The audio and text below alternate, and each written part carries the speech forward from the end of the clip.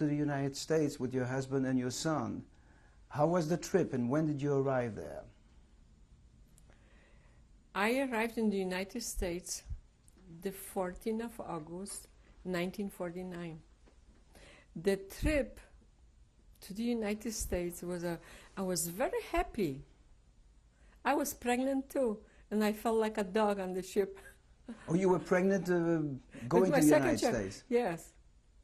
And I was sick like a dog.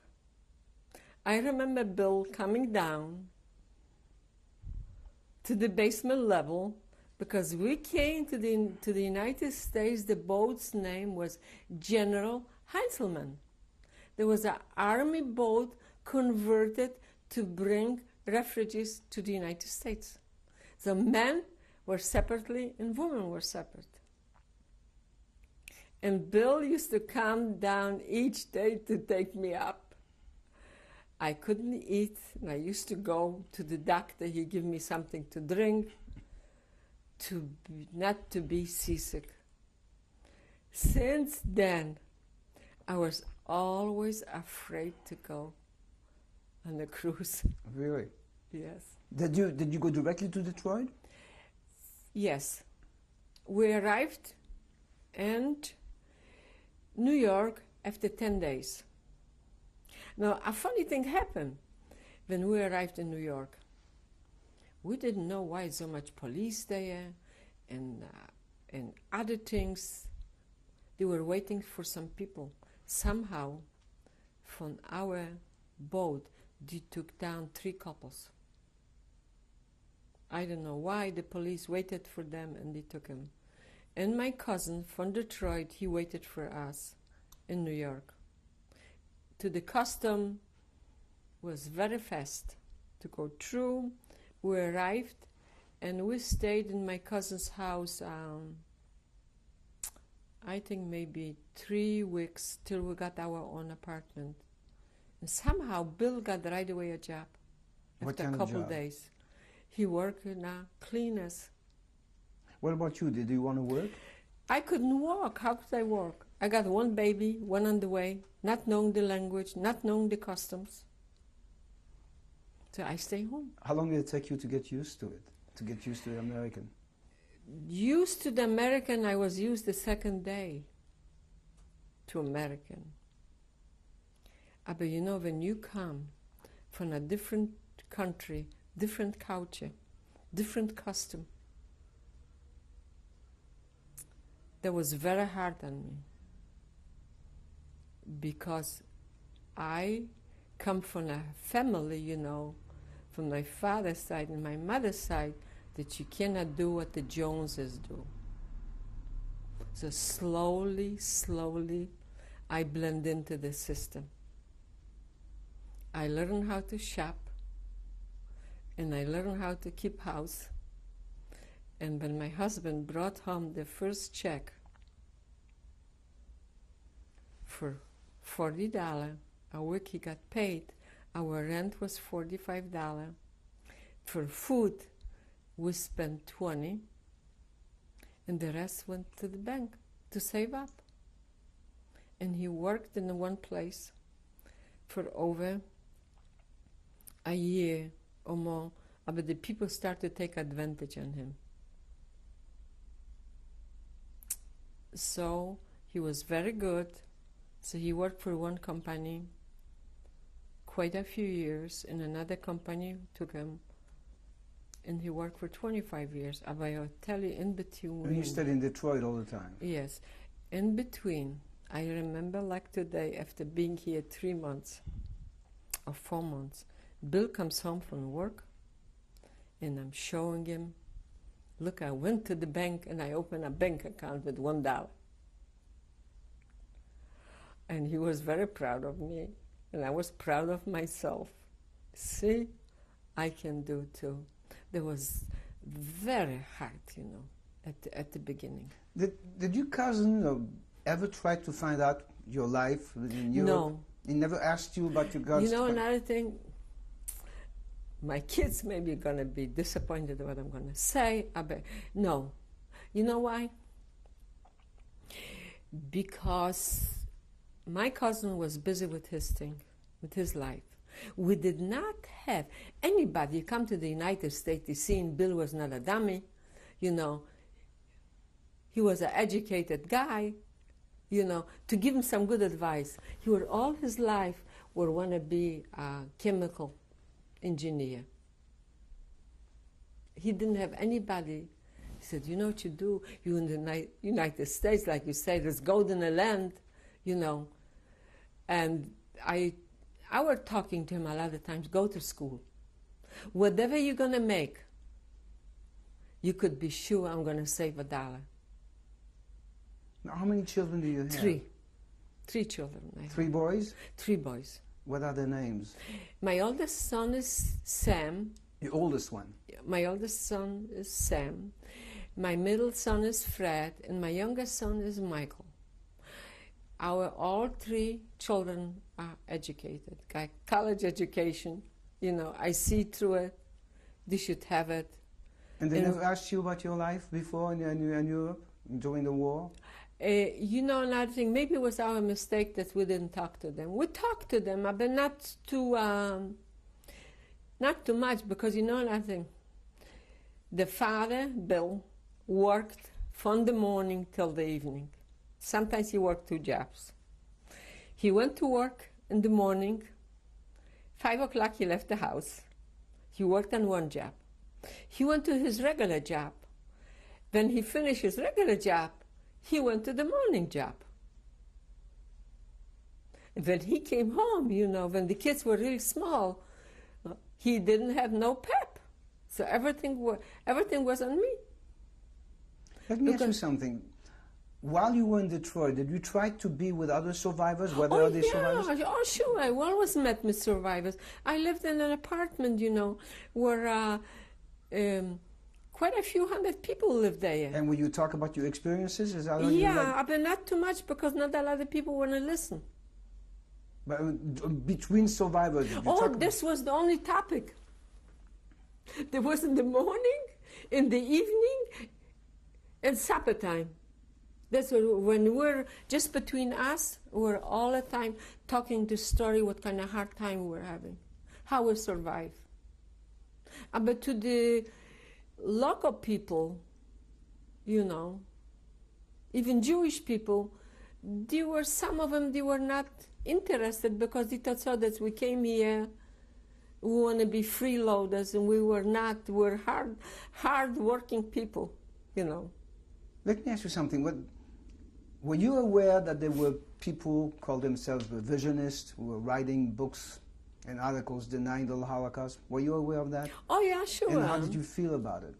You know, first of all, they write about the Holocaust. I was writing. Certain people were writing that the Holocaust never exists. There were How did it make you feel? Bad, denial. You know, now I'm going to jump a couple steps ahead. Now I'm a survivor speaking. I speak in Michigan, in Detroit, at the Holocaust Center, and a lot of people ask me. Whom do you speak to? I usually, any kind of group it comes at the Holocaust. Students or grown-ups? I talk to students, I talk to church people, I talk to college people, I talk to organizations, Jewish organizations and non-Jewish organizations, whoever come. Tuesday is my day at the Holocaust Center. So a lot of, they ask me. When did you start, and what do you say? I started maybe 5 years ago. And what do you say? I'm telling him my life story. I'm telling him from the beginning to the end. But when I'm telling him, you know, because children and people get restless, you cannot talk too much. You just tell them the most important things, what's happened. From the beginning, like I talk now, to the end. Like here today, I was talking more detailed things. But when a group of children, I tell them why, how it happened, and what's happened to me, and how it is after. You think it can happen again? I pray to God that shouldn't happen. No, you know, I hope not, because I want my, you know, my children, my grandchildren, they should not go through what I went through it. Are your grandchildren aware of the Holocaust? Yes, I tell you something. The only person what's aware more about the Holocaust is my oldest granddaughter, Emily. Because How old is she? She's going to be in March 16. She's a very bright girl, very intelligent, and she belongs to a temple, and she's involved in it. And she brought her class, by coincidence, came to the Holocaust Center in Michigan the day I was speaking. And I think she enjoyed it. And I think she was proud that I was speaking to her class. Now, when you say the Holocaust Center, is that the Holocaust Museum in Detroit or the Holocaust Center? It's combined. The Holocaust Center with the museum is one institution. One building. One building. It's located together with the Jewish Center in West Bloomfield. Why did you want to give your testimony today? Today, why? Yes. Because when I'm gone, the future generation should know what's happened to us, how we were mistreated, how we were mishandled. And I hope it's never going to happen again. You know, and I was really thankful to the Shoah Foundation to coming to my house and to hear my story, because each survivor has a different story to tell. Each survivor, some of them were different places. Do you think that the film Schindler's List helped you to come out and talk about it? I was interviewed when they opened the Schindler's List in Michigan, and I was at the first matinee when the movie opened. I was invited by the Oakland Press to come and sit and see the first viewing of the show. The show was very good, and the way it is portrayed was very good too. No, it was much worse the way it happened. This was a film version. It was much worse in real life. Do you want to add anything else that you didn't tell me? Yes, you know. I would like to mention to you, 3 years ago, and last year ago, I visited my hometown. You went back to Poland. I went back to Poland. My trip was with the Holocaust Center, with our Rabbi Rosenzweig, and we went to Poland. First it started in Czechoslovakia, in Prague. From Prague, we went to Krakow. From Krakow, we went to Auschwitz, and went to Treblinka, and went to Lublin. You know what Lublin, maybe you heard about it. And Lublin was the first Jewish school for rabbis. And I go back to Auschwitz. When we came to Auschwitz. When you say you go back to Auschwitz, you were never there. I mentioned that I was in Treblinka, you know, and I told you, and I were talking about the Jewish yeshiva in Lublin, and I want to tell you what was in Auschwitz. In Auschwitz, when we came, Bill was very tense. Because I he was couldn't there. talk to him. Because he was there. He would want to go to the Black 2, where he was, but he couldn't go in because this building was closed. They converted 10 buildings to museums.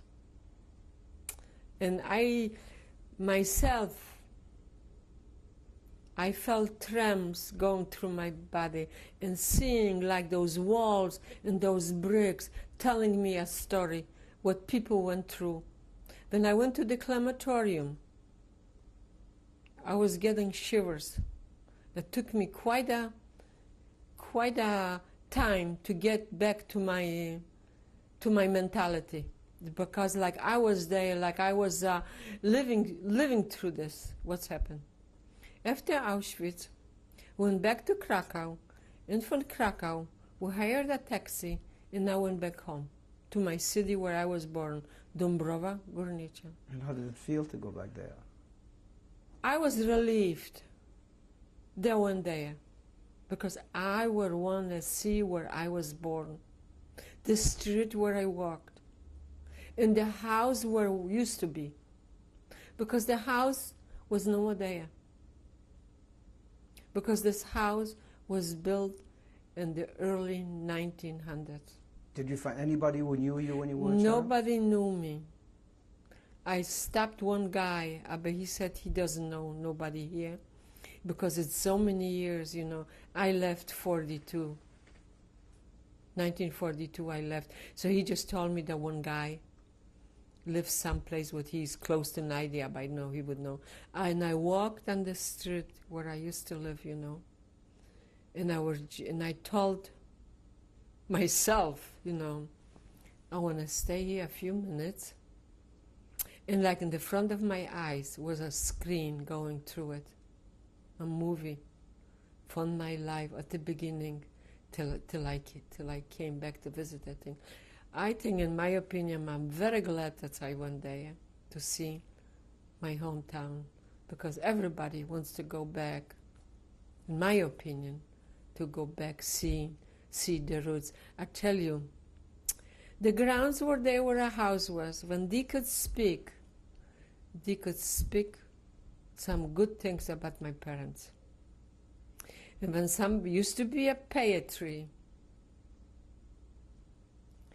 I remember under that pear tree, my father put plenty jewelry down there when the war started. When somebody would dig, he would find some fortunes. That's what a lot of Jews done, you know, doing it. And I remember the place my father's business was.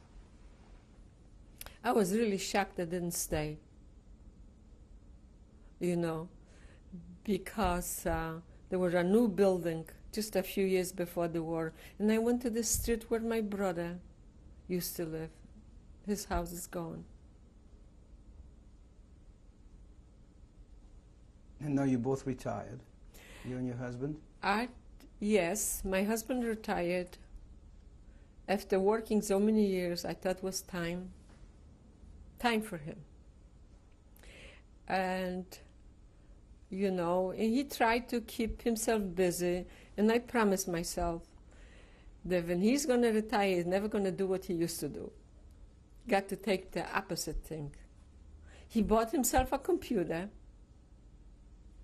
He conquered this. He went to school until he learned how to operate the computer. And, you know, comes holidays, he makes some cards for the kids, wedding, anniversary cards. And in the back of those cards, he says, "Production by Regina and Bill." We got lovely grandchildren. And I really enjoy the first time in our life that we came to Leisure World in California, that we're staying that long. Because all that time, we could never afford to go on a vacation more than a week, because when the children were younger, we always took the vacation with pay, because that extra pay was to buy an extra pair of shoes, paying tuition for college, buying a car for the kids. So, you know, we are like one penny with another penny gets together, and we want to always, you know, the kids to be happy. I want to thank you for leaving your testimony. We're going to see some photos right now. Thank you. Thank you. In this picture are the American soldiers who would liberate us, and they helped us, and each day they came to cheer us up. I don't know the name. Who is the person, the first lady on the left? The first lady on the left is me. This is already... Me is what? Me is Regina Weiss. And who's the other lady? The other lady is Fela Berg. And where was that taken? This was taken in Volare, in Czechoslovakia. This was in the hospital. I was still recuperating. In what year was that taken? This was taken in 1945.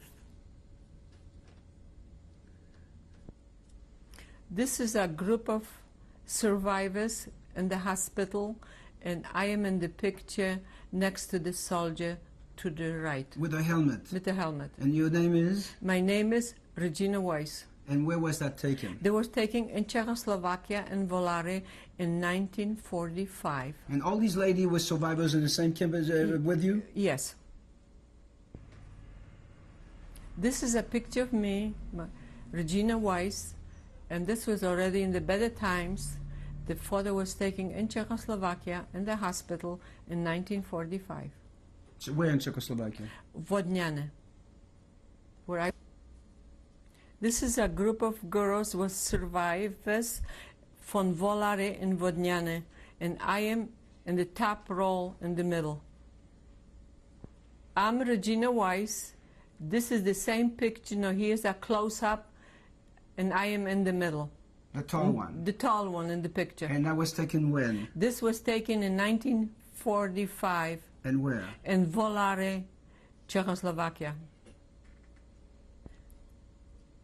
This is my wedding picture. This is Regina Weiss marrying William. I'm sorry the photo fell, but this is the same photo, and tell me who they are again. This is me, Regina Weiss, and this is my husband, Bill Weiss. This is our wedding picture. It was taken where? It was taken in Munich, 1946. This is the picture from the Dead March. This is a map from Germany and Poland and Czechoslovakia. And you go ahead. This is the map from Germany and Czechoslovakia when the Dead March started and where it ended. It started in Greenberg in 1945, January, and went all the way down past Dresden to Helmbrecht. Helmbrecht is in the middle of the picture. Middle of the picture. And you stayed there 4 weeks. 4 weeks, and there was the hardest part in my life, the 4 weeks. And then you went down? Went down all the way to Czechoslovakian border till I was liberated the 3rd of May 1945 in Vodňany. So this march is from January 45 to May 45? Yes. Thank you.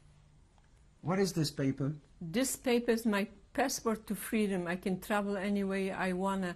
And the American Captain Mendel give me this for a safe passage wherever I wanna go.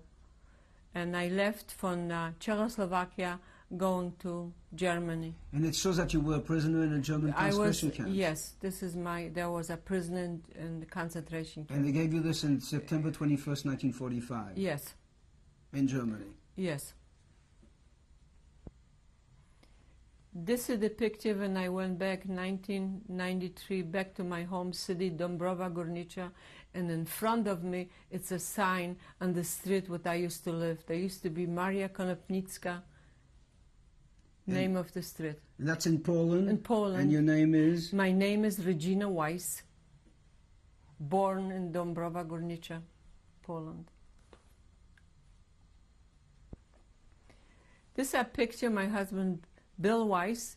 Next to him is Michael Weiss, and below him is Fred Weiss, and at the bottom is Sam Weiss. Those are your 3 sons? Those are my 3 sons. Those are my 4 guys in my life. Where was that picture taken? The picture was taken Thanksgiving weekend. Where? Was taken in Michael's house in 1995. Where? What city? In Troy, Michigan. 1996. 1995. 5. This is a picture of my grandchildren. And the first girl is Emily. With the blue dress. With the blue dress. She's going to be 16 the 1st of March. And that's me, the grandmother. What's your name? My name is Regina Weiss. And at the bottom right is Emma. She's 5. And her name is Weiss. Next to her is Benjamin Weiss. And next to Benjamin is Grandpa Weiss. Bill. And holding is, the grandfather's holding Ethan. And next to Ethan is his sister Megan. And next to Megan is Ashley Weiss. Where was that taken? This picture was taken on Thanksgiving in Troy, Michigan, in my Michael's house. 1995. 1995.